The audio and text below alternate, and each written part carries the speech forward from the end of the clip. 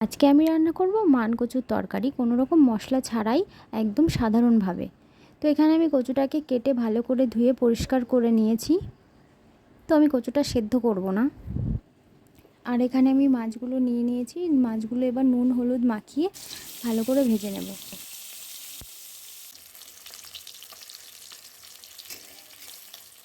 তো মাছগুলো ভালো করে লাল লাল করে ভেজে নিয়েছি। এবার তুলে নেব মাছটা। আর এখানে আমি জিরে আর লঙ্কা বেটে রেখেছি। তো ওই তেলের মধ্যে এবার গোটা জিরে ফোড়ন দিয়ে দিলাম। তো কটা জিরে আমি তুলে রাখবো। এই জিরেটা বেটেই আমি লাস্টে নামানোর আগে তরকারিটা দিয়ে দেব।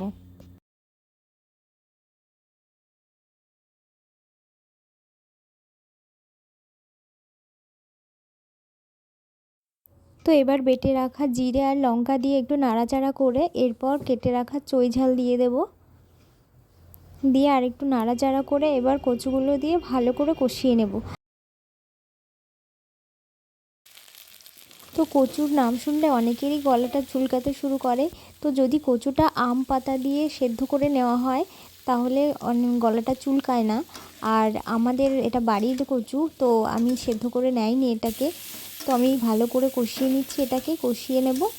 এমনিতেই গলে যাবে এটা, তো সেদ্ধ করার আর দরকার হবে না।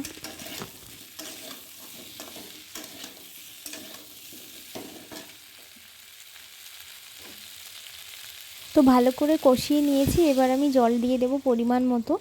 তো কচু যেহেতু, তো একটু ঝোল ঝোল করব, একদম শুকনো করব না। তো জলটা ফুটে গেলেই আমি এটাকে ঢাকা দিয়ে দিয়ে কিছুক্ষণ রান্না করতে থাকবো। আর মাঝে মাঝে ঢাকাটা খুলে একটু নাড়াচাড়া করে নেব। আর দেখব ভালো করে কচুটা সেদ্ধ হয়েছে কিনা। তো এখনও ভালো করে সেদ্ধ হয়নি, তো আবারও আমি ঢাকা দিয়ে রেখে দেব কিছুক্ষণ।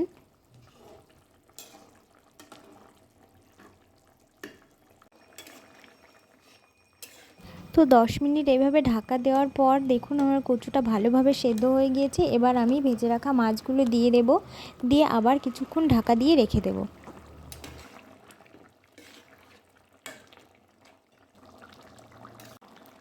তো মাছ দিয়ে মিনিট 5 মতো ঢাকা দিয়ে রেখেছিলাম। তো আমার তরকারিটা এখন রেডি হয়ে গিয়েছে। তো আপনারা চাইলে গরম মশলা দিতে পারেন। আর আমি ভেজে রাখা জিরেটা সেটাই বেটে দিয়ে দিলাম। তো এবার আমি এটাকে নামিয়ে নেব।